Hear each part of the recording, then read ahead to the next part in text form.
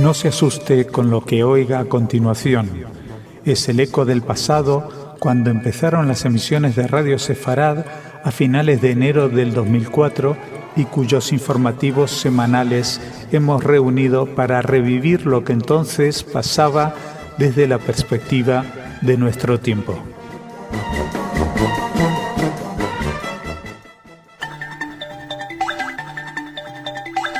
En Radio Sefarad, noticias. Señoras, señores, bienvenidos a nuestro espacio informativo. Seguimos hablando de Israel, de sus negociaciones con la Autoridad Nacional Palestina, de lo que sucede dentro y además de una lección que creo que da el Parlamento, si es que en algún momento llegan a aceptar esa ley contra el racismo. También hablaremos del atentado a la Embajada de Israel en Buenos Aires. Hablaremos de una bofetada en la cara de la comunidad judía mundial, según el American Jewish Committee, y hablaremos además del fútbol y de Hitler. Y empezamos ahora hablando de las relaciones entre Israel y la Autoridad Nacional Palestina. El primer ministro Ehud Olmert dijo en Japón que no está seguro de que Israel y la Autoridad Palestina sean capaces de alcanzar un acuerdo de paz antes de finales de 2008, tal y como se comprometieron a hacerlo en el mes de noviembre en la conferencia de Anápolis. Sin embargo, el primer ministro aseguró que hará todo lo posible por llegar a un acuerdo con los palestinos que conduzca con la solución de dos estados y dijo estar decidido a dar pasos de gigante. Olmert se reunirá el jueves con la secretaria de Estado de Estados Unidos, Condoleezza Rice, en Tokio para actualizarla sobre las conversaciones de paz y el aumento de las tensiones entre Israel y Hamás. Así que, como ven, el escepticismo también ha alcanzado Ehud Olmert, que la semana pasada decía que todo iba viento en popa y que se reunía con Abbas para decidir que iban a comunicar a la prensa algunos de los acuerdos que tuvieran que ver con otros temas como colaboración científica, medioambiental, etcétera, pero que los puntos más espinosos los iban a tratar en secreto, de alguna manera fuera de los focos de la prensa, para poder avanzar libremente. Eso sí, Ehud Olmert subrayaba que tenía el deseo de llegar a un acuerdo, aunque pues eso mostraba su escepticismo, dudando de si lo iban a lograr antes de la fecha prevista, pero dijo que los esfuerzos que se están haciendo actualmente son esfuerzos excepcionales y que concluirán todas las diferencias con los vecinos para resolver las controversias pendientes. Esperamos que así sea. Otra cosa, el Tribunal Supremo de Israel respaldó ayer un acuerdo fuera de los tribunales entre la Fiscalía y el expresidente israelí Moshe Katsav, que va a eximir a este último de ir a la cárcel. Si recuerdan, Moshe Katsav fue investigado entre el 2006 y el 2007 por una serie de delitos de carácter sexual. Entre ellos se hablaba incluso de violación, que le obligaron a dimitir de su cargo. En su momento pues nada, ahora por eso está Shimon Peres, es el actual presidente, lo ha sustituido. La Fiscalía anunció que el expediente lo llevaría a la cárcel, sin embargo ahora parece ser que no. Los demandantes por su parte aseguran que van a estudiar el veredicto, que decidirán próximamente si apelan al Supremo otra vez para que estudie el caso de una manera diferente. También hay que comentar que ayer fallecía Dan Shomron, ex jefe del Estado Mayor, general retirado, comandante de la famosa operación de rescate de Entebbe de 1976, general en jefe del ejército entre el 87 y el 91. Y más cosas desde Israel. Lo siguiente puede llegar a ser, si se cumple, si se hace, una muy buena lección para el resto del mundo. El periódico Yediot Aharonot publicaba el martes que el Parlamento de Israel adoptó una ley que contempla sanciones penales por la propaganda de cualquier tipo de ideología racista. El autor del respectivo proyecto de ley, Moshe Gafni, declaró que Israel nunca tuvo una base legislativa para hacer frente a grupos neonazis porque nadie podía imaginárselos en este país, ni siquiera como una pesadilla. Sin embargo, el año pasado la policía israelí detuvo a 8 jóvenes que habían emigrado a Israel desde diversos países exsoviéticos y, según las sospechas, crearon un grupo neonazi para cometer decenas de agresiones contra árabes, inmigrantes laborales o judíos ortodoxos. Y fue un escándalo grandísimo, tuvo una amplia resonancia en la prensa, fue objeto de debates en una sesión del gobierno en Israel, hay que decirlo también, fuera de Israel también se le dio muchísimo eco para demostrar que los judíos también tienen neonazis y esas cosas. La ley que actualmente iba a sacar el gobierno se iba a centrar exclusivamente en la lucha contra el nazismo, cosa que realmente es espeluznante, que Israel tenga que sacar una ley para luchar contra el nazismo en su propio territorio, pero bueno, luego un estudio sociológico de estos personajes, que eran estos neonazis, demostraban que pertenecían a un grupo o un tipo de inmigrantes muy delicados en Israel, y el caso es que se iba a centrar, como les decía, en la lucha contra el nazismo, pero a petición del gabinete, que se van a incluir en el texto las fórmulas más universales que condena cualquier manifestación de racismo. Y esto además es una manera de cumplir también con compromisos internacionales por parte israelí, y que ojalá todos los parlamentos se lo tomaran tan en serio. Más cosas. Otra cosa que habría que tomarse en serio, aunque no sabemos si Ahmadinejad lo hará, es una posibilidad de que Irán tenga que pagar por los atentados, por el atentado de la embajada en Buenos Aires. Tras evaluar que Irán fue responsable de la muerte de un diplomático estadounidense en el atentado contra la embajada de Israel en Buenos Aires, la justicia de Estados Unidos decidió que Irán deberá pagar por dicho ataque. La bomba que estalló en la sede diplomática de Israel en la Argentina en 1992 le quitó la vida a 29 personas, entre las que figuraba David Ben, un diplomático que había nacido en los Estados Unidos y luego emigrado a Israel. Según la justicia de los Estados Unidos, al aceptar Hezbollah la responsabilidad de la explosión y al considerar que es Irán quien financia y organiza las actividades del grupo terrorista islámico, será el país el encargado de resarcir a la familia del diplomático. Claro, cabe preguntarse si Irán va a pagar lo que tenga que pagar. Le piden 33 millones de dólares para resarcir a la familia, pero bueno, ya saben cuál es la situación internacional de Irán, lo que opina el señor Ahmadinejad de cualquier decisión internacional y de cualquier petición que se le haga. Basta ver su carrera nuclear, armamentística, que sigue viento en popa toda vela, parece ser. Los Estados Unidos normalmente no demandan a otras naciones, pero se realizan excepciones en el caso de países que apoyan el terrorismo. Irán, de hecho, ya en 1984 fue designado un Estado proterrorista. Más, les hablamos precisamente de terrorismo, de si se denuncia o no se denuncia, de qué manera se denuncia y para qué sirven ciertas cumbres internacionales. Organismos judíos calificaron de bofetada en la cara de la comunidad judía mundial a la cumbre de diplomáticos árabes y sudamericanos que se celebró en Buenos Aires, donde se criticó la ocupación israelí en Palestina. El Comité Judío Americano y el Centro Wiesenthal se refirieron así a la reunión de diplomáticos realizada en el Palacio San Martín, donde se leyó un texto en el que las naciones árabes exaltaron el derecho de resistir la ocupación extranjera ilegal. Antes del encuentro, el director de Relaciones Internacionales del Wiesenthal, Shimon Samuels, y el representante para América Latina, Sergio Wider, habían pedido al canciller Jorge Tayana una declaración explícita en torno al tema del terrorismo. La declaración final de la cumbre condenó el terrorismo en todas sus formas y manifestaciones, pero David Harris, que es el director del American Jewish Committee, sostuvo que eso es un lenguaje ambiguo, que aún así el término de resistencia utilizado por ellos fomenta la postura del grupo terrorista Hamas.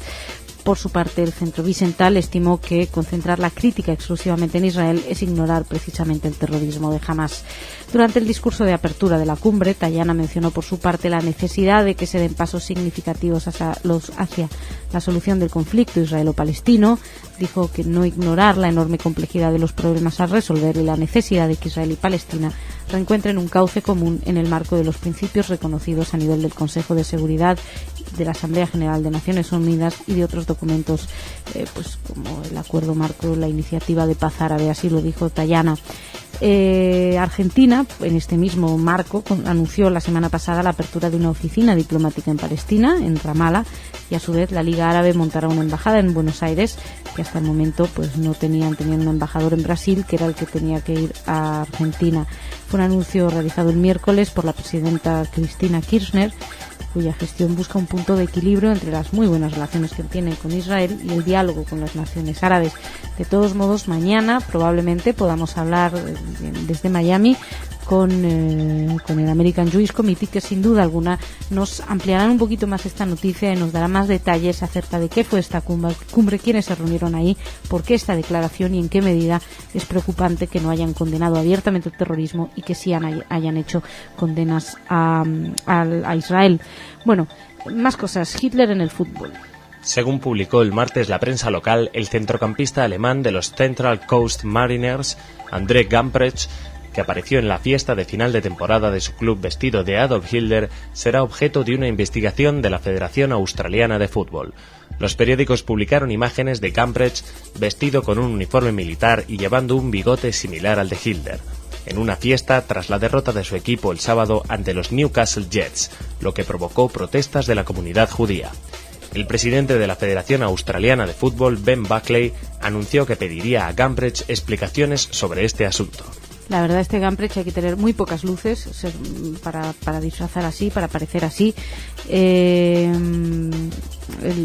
Tal y como explicó el portavoz de la BNAI Brit, Ernie Friedlander, al Daily Telegraph, Hitler era un monstruo. Para muchas personas es un tema muy delicado enfrentarse a la misma imagen de este personaje. Así que, según decían, esta actitud no solo es estúpida, sino que no va a ser tolerada por la Federación de Fútbol Australiano, así lo subrayó la propia federación en un comunicado, y además el Daily Telegraph estimó que el incidente podría comprometer el futuro de este jugador en el Central Coast Mariners, que es alemán, o sea que además como alemán tendría la obligación de saber que no puede ir por ahí disfrazándose con el bigotito de Hitler. Dejamos aquí esta primera parte del informativo. Vamos a hablar de cultura con Ana.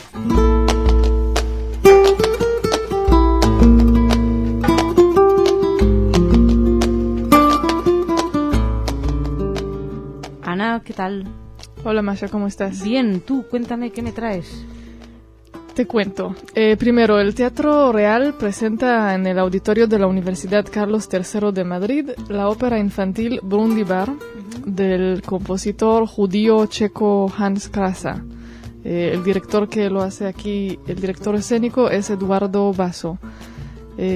Bueno, este compositor murió en Auschwitz y en el 38 compuso esta ópera, que también fue presentada en Terezin. Y lo que hacen aquí en esta nueva versión es, aparte de la ópera original que él compuso, agregan cosas sobre la vida en Terezin y así un poco de contexto.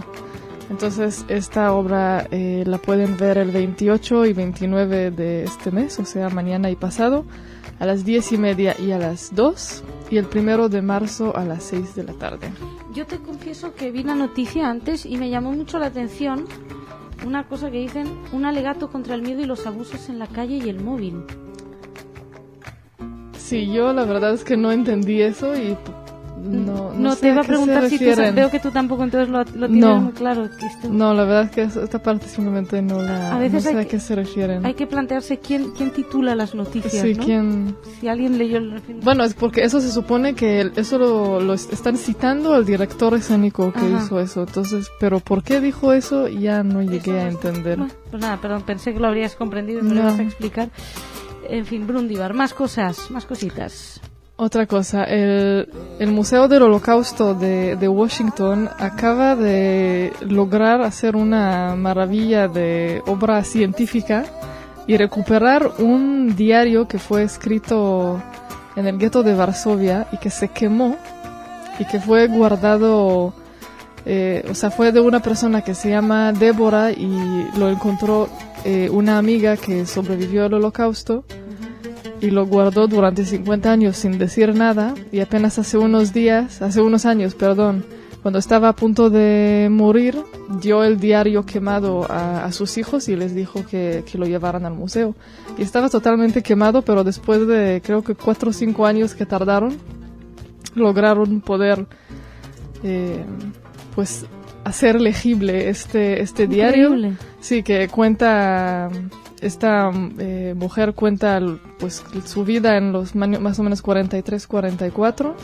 Ella murió en el levantamiento de Varsovia.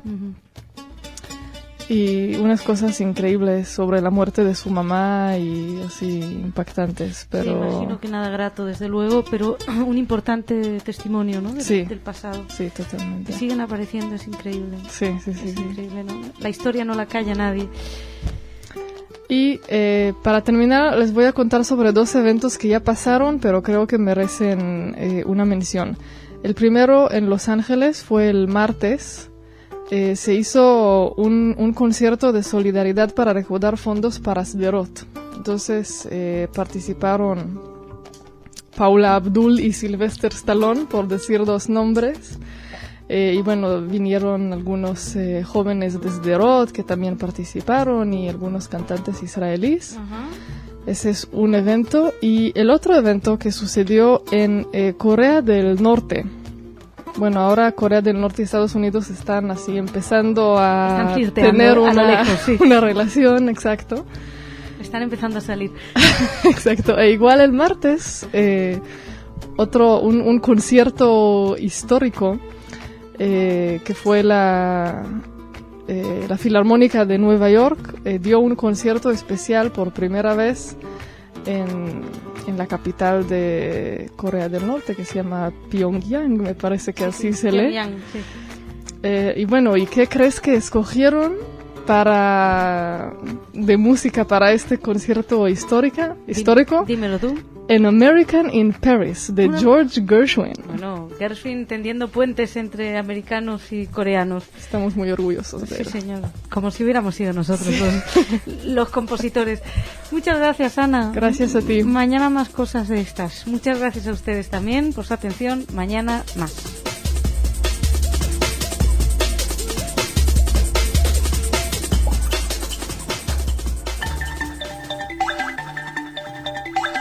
En Radio Sefarad, noticias. Señoras, señores, bienvenidos a nuestro espacio informativo en el que nos hacemos eco hoy de la escalada de violencia en Israel, entre Israel y Hamás. Hablaremos además de una decisión que podríamos tildar de histórica en Mauritania en contra del terrorismo de Al-Qaeda. Hablaremos además del candidato a presentarse por candidato al precandidato Barack Obama, unas declaraciones que hizo sobre Israel, también de una exposición que ha reabierto el debate sobre el arte robado a los judíos, y terminaremos con un informe publicado en los Estados Unidos que habla de la enseñanza en los Estados Unidos. Si recuerdan, los británicos consideraban que Churchill era un personaje inventado. Bueno, pues esperen y ya verán qué piensan los norteamericanos, no de Churchill, sino de otros personajes, de personas importantes de la historia. El caso es que, lamentablemente, una vez más tenemos que hablar de violencia y de muertes entre Israel y Hamás. Un estudiante israelí murió el miércoles en la ciudad de Sderot, alcanzado por un cohete disparado desde el norte de Gaza por Hamás, que así lo reivindicó luego.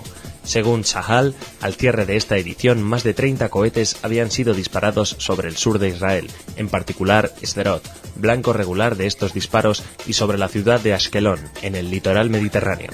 Por otra parte, ataques aéreos israelíes provocaron la muerte de al menos 12 personas, entre ellos 5 miembros de Hamás, quienes, según los residentes locales, habían regresado recientemente de su entrenamiento en Siria o Irán. Obviamente en Hamás decían que no habían estado en Siria ni en Irán, que no habían salido de ahí. Lamentablemente también entre esos muertos, al cierre de esta edición, se hablaba de 3 niños. La situación, como imaginan, estaba absolutamente irrespirable. Nosotros les decimos unos 30 cohetes o 40 cohetes, ya uno no sabe, porque en cuanto casi deja uno de contar. La situación es realmente irrespirable, y el primer ministro de Ehud Olmert, que está de visita en Japón, se mostró determinado a continuar las operaciones en Gaza. Según él, jamás debe asumir la responsabilidad de sus actos. Los ataques a Israel por parte de Hamás eran en represalia precisamente por la muerte de estos importantes miembros activistas del brazo armado de Hamás. Otra cosa, ayer una encuesta difundida por el diario Haaretz decía que el 64% de los israelíes está a favor de un diálogo directo entre el gobierno y Hamás para alcanzar el alto el fuego. El 28% se opondría, y además Hamás rechazó unas acusaciones del presidente palestino Mahmoud Abbas de haber introducido en la franja y haber apoyado miembros de la red terrorista de Al-Qaeda. El presidente palestino hace unos días acusó y volvió a acusar. Ayer, de hecho, salía en una entrevista en El Cairo, en una entrevista que publicaba el diario Al-Hayat, un diario árabe, y, como les decía, Mahmoud Abbas acusaba a Hamás de haber introducido a miembros de Al-Qaeda en la Franja de Gaza, y de ser la Franja de Gaza un sitio donde Al-Qaeda puede moverse con toda libertad.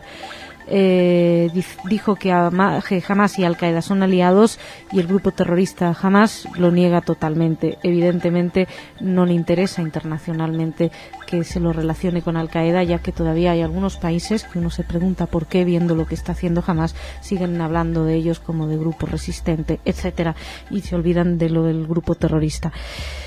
Al-Qaeda. Seguimos hablando de Al-Qaeda, en este caso desde Mauritania.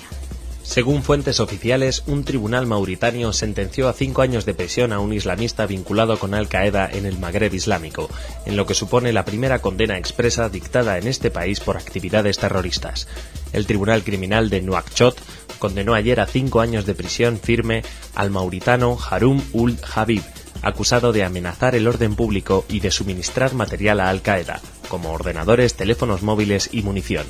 En julio pasado, el mismo tribunal que juzgó a 14 presuntos terroristas islámicos acusados de matar en 2005 a 15 militares mauritanos, condenó a 3 de ellos a penas de entre 3 y 5 años de prisión, pero solo por falsificación de documentos. Así que es la primera vez que ahora se condena por terrorismo, porque en aquella ocasión el tribunal había rechazado los cargos de alta traición y de pertenencia al grupo terrorista. También ayer el fiscal general de Mauritania acusó a Semane de ser el principal organizador del atentado perpetrado contra la embajada de Israel en Nouakchott el pasado 1 de febrero, un atentado cuya autoría reivindicó Al-Qaeda del Magreb Islámico. Además, él estaría relacionado con el grupo salafista para la predicación y el combate y fue puesta a disposición del juez de instrucción por constitución de una asociación con objetivo de cometer actos terroristas. Les recuerdo que ese atentado contra la embajada de Israel causó al menos 6 heridos y, según Al-Qaeda del Magreb Islámico, en un comunicado fue cometido en represalia por la ofensiva de Israel en la Franja de Gaza. Cambiamos completamente de escenario, cambiamos completamente de temática. Nos vamos a los Estados Unidos a hablar un poquito más, si ha sido poco lo que se ha hablado de él hasta el momento, de Barack Obama. La agencia judía de noticias destacaba ayer que Barack Obama, precandidato presidencial por el Partido Demócrata, subrayó su apoyo incondicional hacia Israel y sus lazos con la comunidad judía de Estados Unidos durante el debate en el que se enfrentó con su rival en las elecciones primarias, Hillary Clinton. Obama sostuvo que siempre fue un amigo incondicional de Israel, motivo por el que muchos de sus seguidores provienen de la comunidad judía. Además, señaló que Israel es uno de los aliados más importantes de Estados Unidos en Medio Oriente y su seguridad es sacrosanta. Bueno, además, resulta que hace poco Louis Farrakhan, líder musulmán afroamericano, que en su momento realizó unas declaraciones antisemitas, pues Farrakhan dio su apoyo a la candidatura de Barack Obama por Illinois. Entonces, Barack Obama ha intentado distanciarse y dijo que él fue muy claro al denunciar los comentarios antisemitas de Farrakhan y los calificó de inaceptables y censurables. Además, destacó Barack Obama que él no buscó su apoyo. Lo que pasa es que Hillary Clinton sobre este tema dijo que los comentarios de Obama fueron muy débiles, que debía rechazar, no solamente denunciar los dichos de Farrakhan. Así que Barack Obama respondió que si para Hillary Clinton la palabra rechazar es más fuerte que renunciar, pues que entonces le da la razón y que rechaza y denuncia las palabras de Farrakhan. Por otra parte, reiteró Barack Obama que no podría postularse a la presidencia si la lucha que emprendieron los judíos por la igualdad de los derechos de los afroamericanos en los Estados Unidos. Reconoció ese punto importante de la lucha por los derechos de los afroamericanos. Y más cosas, les hablamos de arte robado. A pocos días del 70 aniversario de la anexión de Austria por la Alemania nazi, una exposición reabre en Viena el debate sobre la presencia en colecciones públicas o semipúblicas austríacas de obras de arte robadas a judíos. La polémica resurgió a raíz de una exposición del Museo Leopold de Viena dedicada al pintor tirolés Albi Eger Lienz, una figura del arte austriaco de principios del siglo XX, quien, según los detractores de esa institución, incluye más de una docena de obras de origen dudoso. Entre las obras puestas en tela de juicio figura un retrato de campesinos pintado en 1910 que las autoridades nazis ofrecieron a Adolf Hitler para su cumpleaños en 1939, tras haberla robado a un arquitecto judío, Oskar Neumann.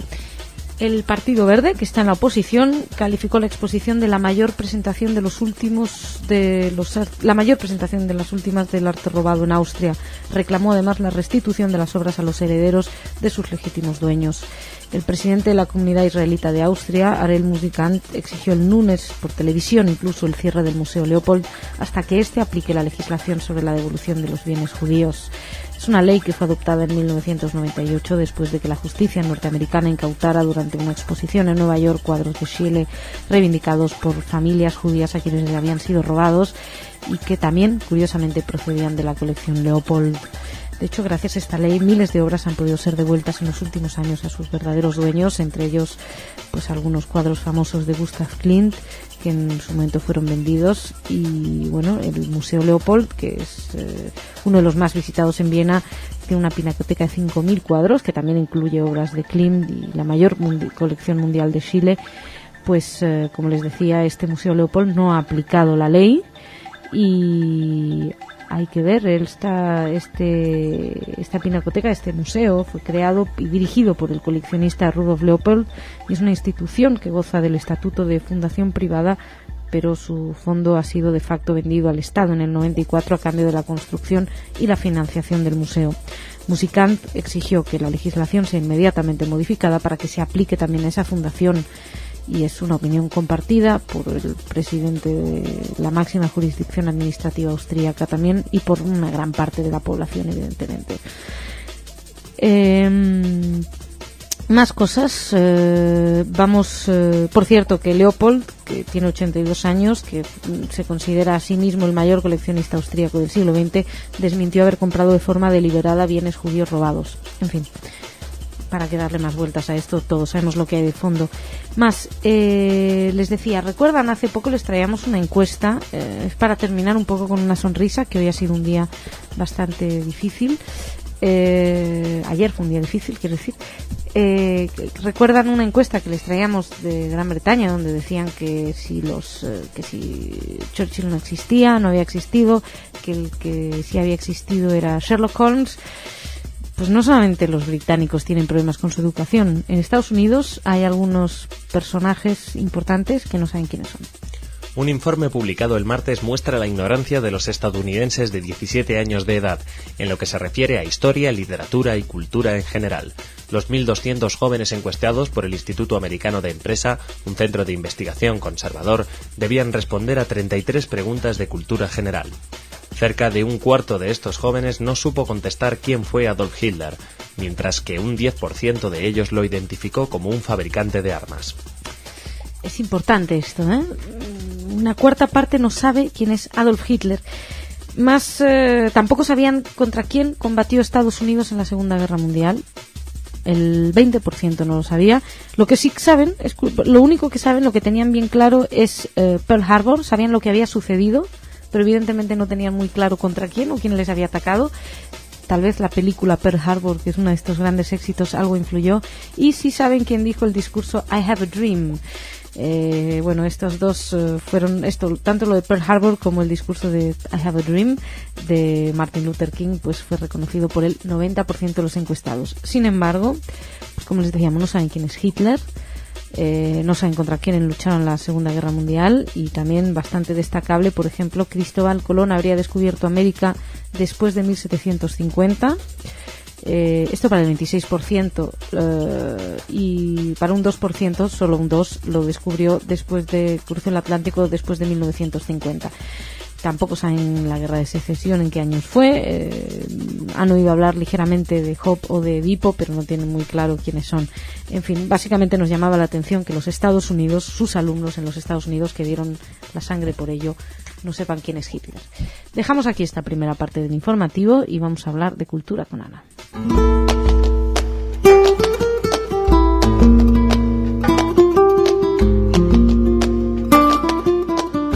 Ana, bienvenida. Gracias, Masha, ¿qué tal? Bien, bueno, menudo día. Cuéntanos. Sí, primero les voy a contar sobre una nueva enciclopedia que acaba de ser lanzada en Israel, aunque es en inglés, y es sobre mujeres judías. Se llama Mujeres Judías, una enciclopedia de comprensión histórica. Es de la pareja Moshe y Alex Shalvi, que sintieron que hubo muchas mujeres judías muy importantes para el desarrollo de la historia científico-cultural y que nunca recibieron suficiente reconocimiento. Entonces ellos se lo dan el reconocimiento. Ellos se lo dan. Le vamos a hacer llegar este libro a Irit, que está haciendo un programa sobre mujeres judías muy interesante, por cierto. Exacto, ya se lo conté y estoy segura que ya lo está buscando. Bueno, lo que no me cabe la menor duda es que ella ya los ha contemplado, todos los personajes que estén ahí, y ella los conoce y ya los ha contemplado para el programa. Probablemente. Por cierto, recomendado, mujeres judías, sí. Más cositas. Y sigo con 2 eventos donde participa Casa Sefarad Israel la próxima semana. El 2 de marzo empieza un taller de fotografía para jóvenes entre 11 y 13 años. Eso lo hace en colaboración con la Escuela de Convivencia del Ayuntamiento de Madrid. Va a ser el 2, 9 y 16 de marzo, o sea, los próximos 3 domingos. Empieza a las 11:30 de la mañana en Plaza de los Reyes Magos. Y pues la idea es ¿Hay que... una Plaza de los Reyes Magos? Sí, está por el Metro Conde de Casal. Ah. Y ahí pues la idea es que ellos aprendan primero a manejar las cámaras fotográficas, pero después van a salir a tomar fotos en la calle y así convivir con su entorno, digamos. Esa es un poco bueno. La idea. Sí, suena muy bonito. ¿Qué más? Ah, bueno, ya, sí. Pues vamos a ver si podemos entrevistar al fotógrafo y educador que lo va a llevar, a Javier Shechtman. Así que vámonos, más cositas. Y por último, el miércoles 5 de marzo, hablando de mujeres judías, Casa América y Casa Sefarad Israel en conjunto organizan la mesa redonda que se llama Mujeres Judías en Iberoamérica, y van a hablar sobre 3 escritoras: Clarice Lispector de Brasil, Alejandra Pizarnik, la argentina, y Margarita Nelken. Y van a participar las también escritoras Inmaculada de la Fuente, Soledad Puertolas y Consuelo Triviño. Eso va a ser en Casa América el miércoles 5 de marzo a las 7:30 de la tarde. Perfecto. ¿Y tenemos alguna noticia más o por ahora hemos cumplido por hoy? Por ahora hemos cumplido. Bueno, pues esperemos mañana para tener más información cultural. Ana, gracias. Gracias, Maja. Muchas gracias a ustedes por su atención. Mañana los esperamos aquí con más noticias.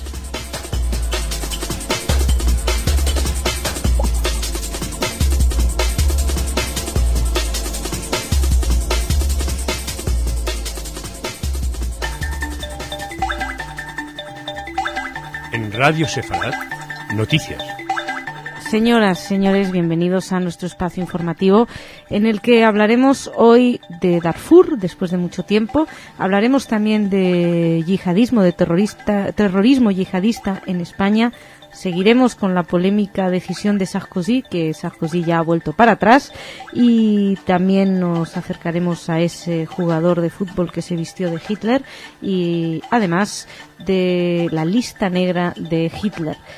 Empezamos y no vamos a empezar en Israel porque la situación está suficientemente tensa como para requerir una aproximación más profunda, y por ello les recomendamos que para saber lo que está sucediendo en Israel en estos momentos escuchen el mismo programa que sale hoy desde Israel con nuestro corresponsal, con Sale Mergui, y ahí se van a hacer una idea bastante detallada de cómo están los ánimos en Israel, cómo está la situación en un momento, como les decía, muy delicado y con una escalada de violencia muy preocupante.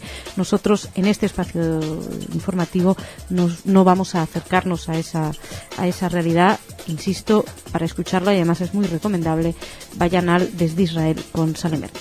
El caso es que nosotros empezamos en esta ocasión desde aquí, desde España. La Audiencia Nacional condenó a penas de entre 5 y 14 años de cárcel al 20 de los 30 procesados, aunque no consideró probado que conspiraran para atentar contra este tribunal con un camión cargado de explosivos. Según el fallo de esta sentencia, cuya lectura corrió a cargo del presidente del tribunal, Alfonso Guevara, entre los condenados por estos hechos, de los que 18 lo fueron por pertenencia a organización terrorista y otros 2 por colaboración, destaca el líder de este grupo, el argelino Mohamed Achraf. Ashraf fue condenado a la máxima pena impuesta por el tribunal, 14 años, al ser considerado el emir de la célula terrorista que él mismo creó en la cárcel de Topas, en Salamanca, para adoctrinar en el yihadismo a otros presos con los que planeó ataques suicidas y mantener contactos por carta con los reclusos de cárceles de Málaga, Almería y Valencia, donde se crearon otros grupos. Bueno, la noticia se refiere a los 30 procesados por la Operación Nova, que fueron capturados en el 2005, creo, más tarde. No, la verdad es que no sé exactamente en qué fechas tuvo lugar esta operación, pero es una importante decisión, un importante fallo. Respecto a la acusación de la Fiscalía de que los miembros del grupo estaban conspirando para atentar contra la Audiencia Nacional, el tribunal cree que el delito de conspiración es inexistente, a pesar de que quedó acreditado que Ashraf planeaba el atentado, hizo gestiones para obtener los explosivos. Sin embargo, ese plan y esas gestiones, por algún motivo, para la Sala no son constitutivas de delito de conspiración, porque se trata de una iniciativa individual a desarrollar, y para resultar una conspiración tiene que ser compartida por otras voluntades, lo que no se considera probado. Con lo cual uno se da cuenta que a veces la ley es muy curiosa. Por cierto, hablando de terrorismo yihadista, el ministro del Interior, Alfredo Pérez Rubalcaba, dijo hace un par de semanas: no nos hicimos eco aquí porque no hablábamos de esto, pero una noticia importante, o unas declaraciones que eran que hacen también una foto de cómo está la situación en España en estos momentos. Alfredo Pérez Rubalcaba decía que con carácter general le quitan más el sueño los terroristas islamistas, aunque en este momento, previo a las elecciones en España, son los etarras, es la ETA quien tiene muy preocupado al Ministerio del Interior. Rubalcaba hizo unas declaraciones también a Punto Radio en las que decía que lo más difícil de la lucha contra el terrorismo yihadista es que el poco tiempo que transcurre desde que una célula decide pasar de los ritos y la fe a los actos violentos. En fin, como ven, una situación de amenaza doble en España y más cosas. Nos acercamos ahora a una situación insostenible, pero que lamentablemente en los medios de comunicación no siempre nos acercamos. Miembros del Movimiento de Liberación Sudanés decidieron abrir una representación del movimiento en Israel para atender la situación de más de 600 refugiados a causa de la violencia que se registra en el país africano y que se cobró la vida de casi 200.000 personas. El movimiento rebelde, además, se propone denunciar la política de genocidio del gobierno islámico de Jartum, que además de los miles de muertos provocó el éxodo de 2,5 millones de habitantes hacia otras naciones. En este sentido, Al-Nur, líder del movimiento, agradeció a Israel por proteger a la juventud sudanesa del genocidio. Y Al-Nur agregó en algunas declaraciones que fueron luego citadas por varios diarios locales que aspiran a que haya una representación diplomática israelí en Jartum, siempre y cuando eso sea funcional a los intereses del pueblo sudanés. En la actualidad, Sudán tiene un gobierno que es que es hostil completamente a Israel, así que es un estado enemigo, entre comillas, prohíbe la entrada a su territorio de cualquier ciudadano de aquel país. Sin embargo, evidentemente dejan entrar a este tipo de gente que no tiene otro lugar a donde ir, y bueno, pues es una situación realmente acuciante. Y ya saben que muchas organizaciones están poniendo el grito en el cielo, pero da la sensación como que nunca se termina de hacer algo con lo que ahí está sucediendo. Más, seguimos, nos vamos a Francia. La polémica ley de Sarkozy no va a salir adelante. Este miércoles se supo que tras una reunión ministerial, el presidente francés Nicolas Sarkozy decidió abandonar su proyecto de hacer asumir a los escolares la memoria de un niño judío muerto a manos de los nazis, idea rechazada por una gran mayoría de franceses. La iniciativa de Sarkozy dejó lugar a otras vías de reflexión, según declararon los participantes en una reunión del Ministerio de Educación, entre los que se encontraban la exministra y superviviente de Auschwitz, Simone Veil, y el historiador y cineasta Claude Lanzmann.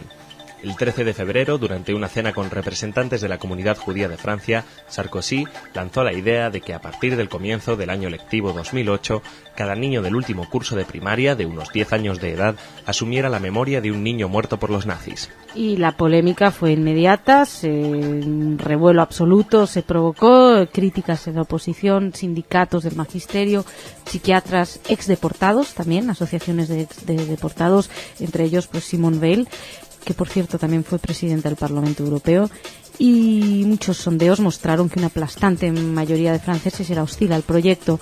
Así que Sarkozy, ante este revuelto dijo que bueno, que vale, aceptó que se le podía hacer algunos arreglos al proyecto. Así que probablemente el proyecto al final salga matizado y en este sentido habrá salido reforzado de la polémica en la que todo el mundo ha considerado necesario opinar. Nosotros mismos en Radio Sefarad hicimos un programa, el repaso a los medios de la semana pasada, de esta misma semana, donde hablábamos de cómo había asumido la prensa y la gente en Francia esta polémica. Simone Veil dijo que se pronunciaba personalmente por incitar a hacer trabajos que permitan a los escolares reunirse no en torno a un niño en particular, sino a una situación concreta, mejorando así la enseñanza de la historia. Seguimos, enseñanza de la historia. No dejan de sorprendernos algunos hallazgos, algunas cosas que se van encontrando y que van saliendo de los desvanes de la memoria, y ahora mismo en concreto un libro donde está la lista negra de Hitler. Según informó ayer el diario inglés Daily Mail, el libro Los judíos te están espiando, ideado por el notorio activista antisemita Johann von Leers, bajo órdenes de Hitler, será subastado el próximo mes en una casa de remates de Shakespeare, en Inglaterra. La lista negra califica a Chaplin como pseudo-judío e incluye a 95 eminencias internacionales como el físico y matemático Albert Einstein. El libro cuenta con nombres y fotografías de activistas, banqueros, economistas, periodistas, académicos y celebridades. Fue un libro publicado en Berlín en la década de los 30 y, según explicaba Richard Westwood Brooks, que es el director de la casa de subastas, el libro buscaba atacar a prominentes judíos del mundo al tiempo de advertirle a los alemanes que esas personas estaban formando una conspiración internacional destinada a dominar el mundo. Según dice, cada uno de los judíos más importantes aparece en el libro con una fotografía como un retrato. Y a Charlie Chaplin le pusieron una foto muy extraña, parece ser, porque a él lo atacan en la sección de judíos artísticos, se habla de que era de procedencia judío, se le califica de pseudo judío, pero no querían poner la foto típica de la imagen de Charlotte por el bigote parecido a Hitler. Entonces probablemente parece ser que han elegido otra en la que no tuviera ningún tipo de semejanza con Hitler. Es curioso porque este libro, al parecer, llegó a manos de Hitler por recovecos extraños y dicen los historiadores que Chaplin temió por su vida cuando vio el libro. De hecho, la mayoría de las personas que aparecen en ese libro fueron después asesinadas y él temió por su vida, y que a raíz de eso dicen como les decía, muchos analistas, que a raíz de eso él hizo su película El Gran Dictador. Curiosamente, el entrar en esa lista de Hitler hizo que Chaplin hiciera la que probablemente sea una de sus películas más talentosas y que le diera mayor prestigio como director, como actor, una película de los años 40 en la que se burla despiadadamente de la figura de Hitler. Ahí él se llama Adenoid Hinkel, es el personaje ficticio dictador. También, curioso porque destacaba el experto del que hablábamos que Chaplin nunca negó ser judío, así que aunque no lo era en principio, pero bueno, su respuesta a la lista negra fue El Gran Dictador. La verdad es que tener la capacidad de responder con tanto arte no le es lamentablemente dado a todo el mundo, pero bueno, es una suerte que él haya podido hacerlo. Seguimos hablándoles hablábamos de bigotes de Hitler, pues hablamos de lo mismo, pero ahora lamentablemente en estos tiempos. El centrocampista alemán André Gambrecht, perteneciente a la plantilla del Central Coast Mariners de la Liga A de fútbol profesional australiano, pidió disculpas por haber concurrido a una fiesta posterior a la final de la temporada 2007-2008 disfrazado de Hitler. Gambrecht declaró que fue un gran error y aseguró sentirse muy abrumado, triste y muy decepcionado con él mismo. A su vez, el futbolista resaltó que su decisión no tenía nada que ver con su carácter, sino simplemente con una herencia de su nación. Sí, no es porque él fuera nazi, sino porque como es alemán consideraba que tenía que vestirse de Hitler. La verdad es que a veces hay excusas que si uno se las ahorra queda mejor quedándolas. Tiene 33 años este jugador y apareció en una fiesta disfrazado de Hitler con el bigote y la decisión creó una gran molestia en muchos círculos de la sociedad australiana, evidentemente muy particularmente dentro de la comunidad israelí, y se pudo escuchar un montón de comentarios. Decir que era de muy mal gusto es lo mínimo que se pudo decir, y tal y como dijeron los mismos de la Federación de Fútbol Australiano, es un comportamiento estúpido y que no iba a ser tolerado por la federación. Y bueno, pues se ha tenido que disculpar. La verdad es que podía habérselo ahorrado y hubiera sido todo mucho más sencillo. Y nosotros terminamos aquí esta semana delicada de informativos y nos vamos a hablar de cultura con Ana.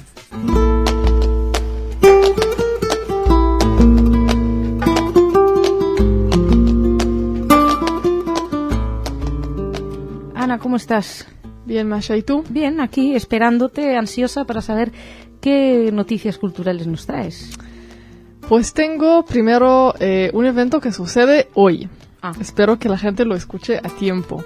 En el Círculo de Bellas Artes, Sfarad Editores presentan el nuevo libro de Arnoldo Lieberman, se llama Caminante de Corcheas. Es una colección de ensayos sobre música y músicos. Eso es a las 8 de la tarde y van a participar Alberto Ruiz Gallardón. Ahí es nada. Francisca Aguirre, Miguel Muñiz de las Cuevas. Francisca Aguirre. Sí. Claro, es que después de Gallardón claro, sonaba Esperanza también... Aguirre, digo, vale. Casi. Juan Ángel Vela del Campo, Enrique Viana y Horacio Coan, y el autor, obviamente, y también habrá un pequeño concierto ya que se trata de música. Bueno, pues... Caminante de Corcheas. Sí. Más cositas. Segunda cosa es que Plasencia acaba de unirse a la red de juderías. Después de como 9 años de trámites y de esfuerzos y de mucho trabajo, lo lograron y ya están. Entonces, bueno, van a tener más así promoción para el pasado judío. Tienen ahí un cementerio muy interesante y el parador. Y pues habrá que ir a Plasencia. Ya se puede así poner más en valor y obviamente están planeando un centro de interpretación, como ya sabemos que es ahora muy de moda. Esto de los centros de interpretación me gusta, sí, más.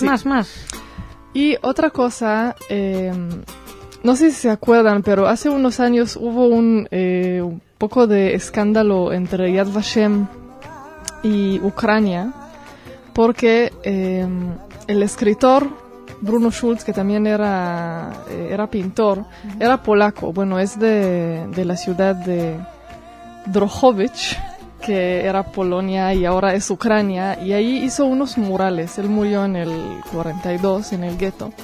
Hizo unos murales para casa de un nazi que lo obligó a pintarlos y estaban muy deteriorados y se descubrieron en el 2001. Y Yad Vashem se los llevó a Israel para restaurarlos y todo eso. Pero luego hubo algunos problemas de que no tuvieron permisos para sacarlo de Ucrania. Los ucranianos querían que sea parte de su patrimonio histórico y todo eso. Y bueno, apenas ahora, después de 7 años, llegaron a un acuerdo en el cual Yad Vashem reconoce que pertenece a Ucrania, que es propiedad, pero se lo prestan así como para muchos años. Bueno, está muy bien, es un buen acuerdo, ¿no? Sí, la verdad es que le salió muy bien. Y bueno, lo bueno es que ahora lo pueden restaurar y lo van a poder... ¿Para qué se le van a bueno, la verdad es que se quede ahí para nada, no. Bueno, pues muchas gracias. Y eso es todo. Hemos para terminado. Hoy. Hemos terminado la semana. Qué lástima. Que Shabbat Shalom. Shabbat Shalom. Nos encontramos el lunes. Señoras, señores, muchas gracias a ustedes también por su atención. Shabbat Shalom, que tengan un buen fin de semana y nada, seguimos aquí.